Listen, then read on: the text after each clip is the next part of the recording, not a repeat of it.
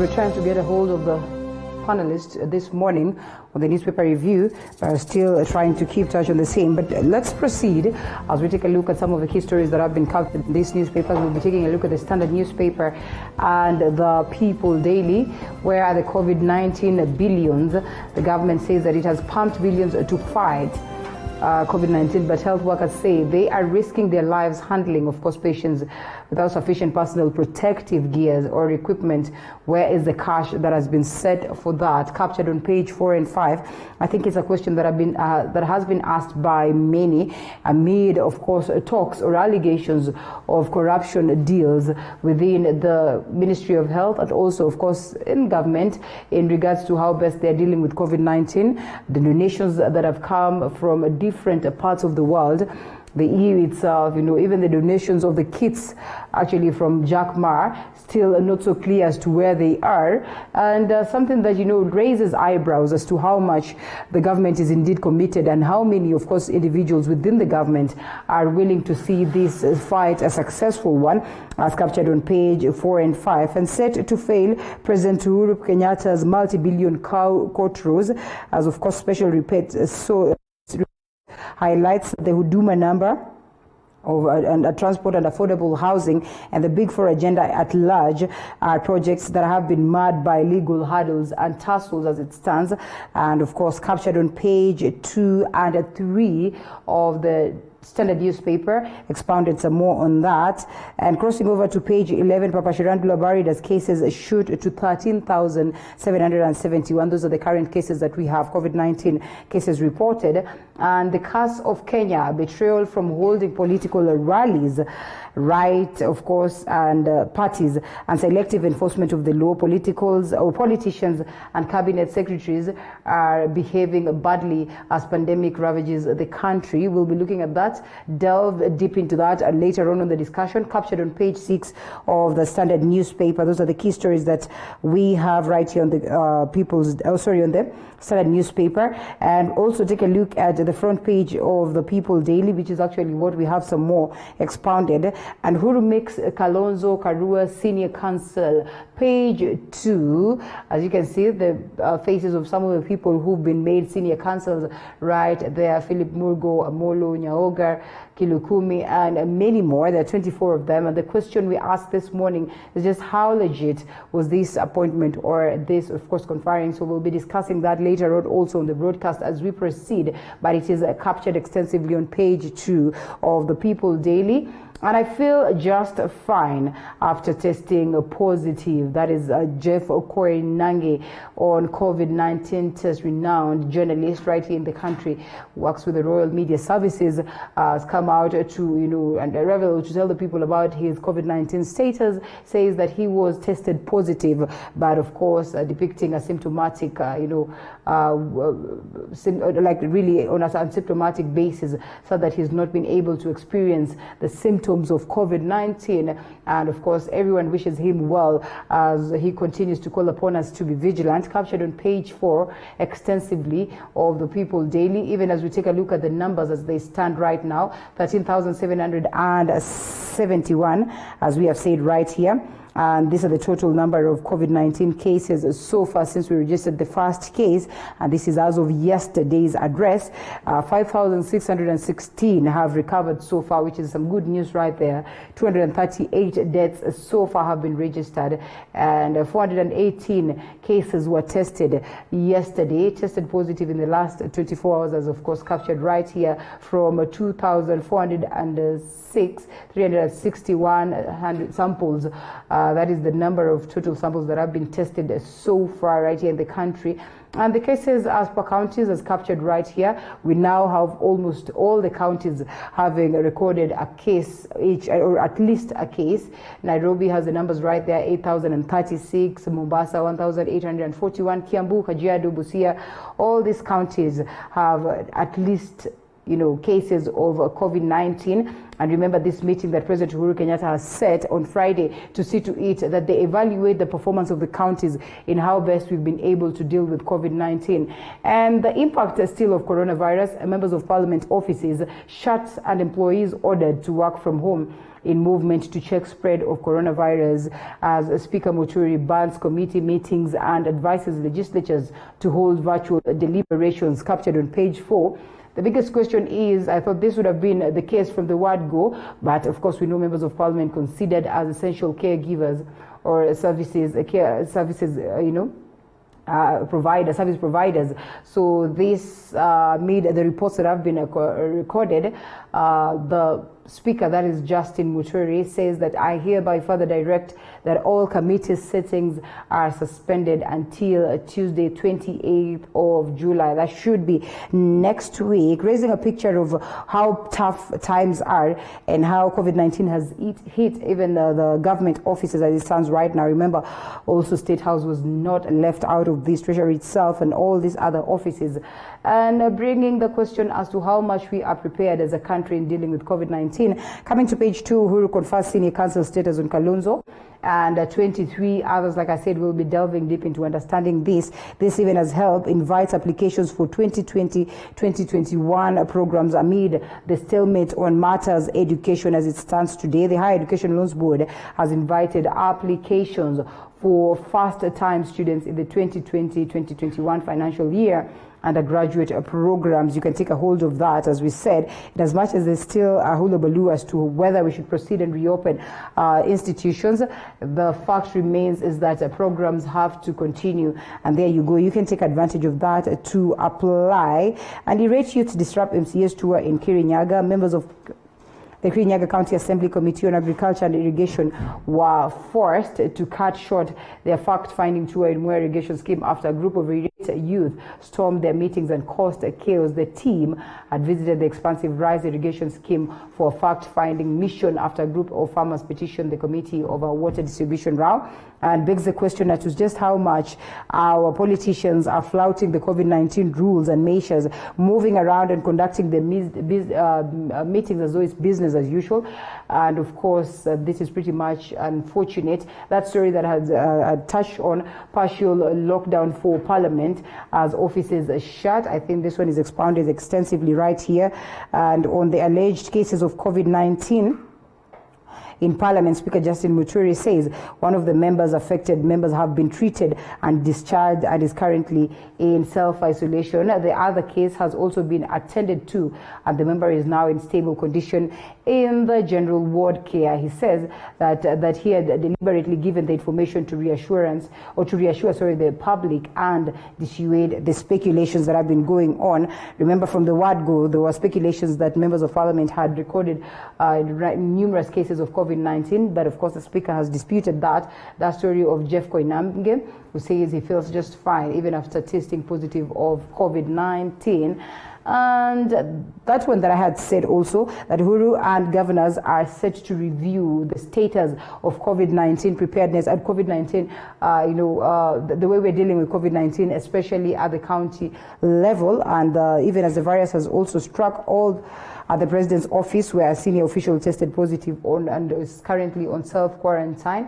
So President Uhuru Kenyatta's concern is that there's been an alarming rate and a surge of numbers of COVID-19 infections, and he needs to ensure that this special meeting is consequently going to address the issues or assess the state at which of the pandemic, or the state at which, of course, we are able to deal with the pandemic as it stands right now, and with the disease now recorded 44 out of the 47 counties. So we say that 44 counties already have recorded cases, and we just about how many? 3 left, and in the entire, of course, country, or all the counties will have recorded at least a case of COVID-19. So we'll be taking a look at that, following up on the same to see whether indeed we'll be able to have that addressed. Police launch hunt for NHIF official who vanished on a Friday afternoon, and of course this amid talks of or allegations of corruption at this particular helm. And there you go. I mean, probably this is something that we'll be following up, a developing story, and we get to update you accordingly. Public servants on the spot over reckless conduct. This is something that we'll be looking at later on the broadcast. Head of Public Service Kinyua directs that staff above 58 and those with medical issues to work from home, which is something that has been flouted. And also on that talk of members of parliament going against what is expected or what is stipulated in terms of the measures that are set to deal with COVID-19. Alarm as 34 remandees test positive for COVID-19. Also, of course, in our prisons, the cases continue to go high, and fear is rife in Kiambu County after 34 remandees, 6 people officers from various police stations tested positive for COVID-19. Away from that, let's take a look at whether we have another story. Shirandula's wife lays blame on hospital for actor's death, and I think the hospital has come out to dispute that. And Sakaja, of course, apologizes for flouting the COVID-19 rules and regulations and stepping out from the ad hoc committee that is scheduled, or that has been scheduled, or has been dealing with the issue of COVID-19. We discussed that later on. APRA, as politicians flout safety rules endanger lives. I think we've touched on that also. And even as, of course, we continue to highlight the numbers as it stands across Africa and the global fraternity. CSS tours toll projects in Western, and the ministers would also inspect other projects in the region, including challenges affecting industries. So, of course, this is also based, set to probably make the best of Western region in terms of ensuring that there's a boost on the projects that have been set on board, but still begs the question as to how much careful we are, or our leaders are, in terms of ensuring that they deal with COVID-19. As one would have argued that they're still in duty as essential caregivers, but it's important that they are careful, because out of this you also realize that there's so much politicking that keeps going on. And here we are, contempt of court warrant out for cop in HS's gun. That's still on matters, of course, graft, and Chesa, you know very well that he's been embattled to a point whereby he was ousted out of his office at Sports CS amid allegations of matters corruption. So the cases have been ongoing, sometimes in his favor, sometimes, of course, not favoring him. People arguing that it is political witch hunt based on the fact that he's been in support of Deputy President William Ruto. That aside, of course, to the cartoon edition, things Kenyans don't want to hear at this time when we're dealing with COVID-19, so they do not want to hear anything to do with the BBI 2022 politics. Team Kieleweke or Tanga Tanga talking about the referendum, talking about Team Tanga Tanga, or talking about the politicians, and they say it is time now that we deal with COVID-19. None of the leaders seems to be having our interests at heart. But just how genuine are we, and how much are we indeed sweeping off some of these issues? And as they would say, a majority of them also argue that, in as much as there's COVID-19, life has to go on. If it is politics, then lazima tuchape siasa. So that is something that is, of course, that those are the stories that have been captured on the People's Daily. Some bit of the international scene. And Portland protest, Trump threatens to send off officers to more U.S. cities. This is courtesy of BBC. And yes, here we are. Mr. Trump on Monday criticized the number of cities run by liberal Democrats, including Chicago and New York, saying that their leaders were afraid to act. He said that officers sent to Oregon had done a fantastic job restoring order amid days of protest in the Portland. And local officials say the federal officers are making matters worse. And the argument on ground is that Trump has no capacity, or should not be the person who is deciding on this, or deploying more officers or enforcers to different parts of the country. And of course, to a different story still, courtesy of BBC, Russia report long awaited publication to detail threat on to UK, and of course nearly a year and a half after it was completed, the report will be published by Parliament's Intelligence and Security Committee. That is today. It has been a long time coming, but the British public are finally about to see the details of the Russia report. And of course, it comes after allegations of Russian interference in last year's election, which the Kremlin has said are false. And for the longest of time, Russia has been considered as, a key figure in most of the elections in some of these key, of course, superpowers, also the interference in the U.S. elections and all that. So we wait to see what this report will entail and how much of impact it will be between the two countries. And Bar Rafael, Israel convicts model of tax evasion. that is, Israel convicts top model Bar Rafaeli has been given a large fine and sentenced to 9 months of community service for evading taxes. And that aside, not very much important. Hali shooting. All right, just let's see. China warns UK of consequences over Hong Kong interference. We know very well that there's been protests in Hong Kong and, of course, in China, that is, as these people complain of marginalization and arguing that maybe it's time that they go their way. So the UK will bear the consequences if it continues to go down the wrong road on Hong Kong. China has warned. That is on Monday. The UK suspended an extradition treaty with Hong Kong over a new security law for the ex-colony, which gives Beijing more power. So in response to this, the Chinese ambassador in London said that the UK had blatantly interfered in China's affairs. Of course, in regards to this, numerous Hong Kong protests that have been ongoing, and the residents say that they need the chance to settle in the UK, allowing them to ultimately apply for British citizenship. And that aside,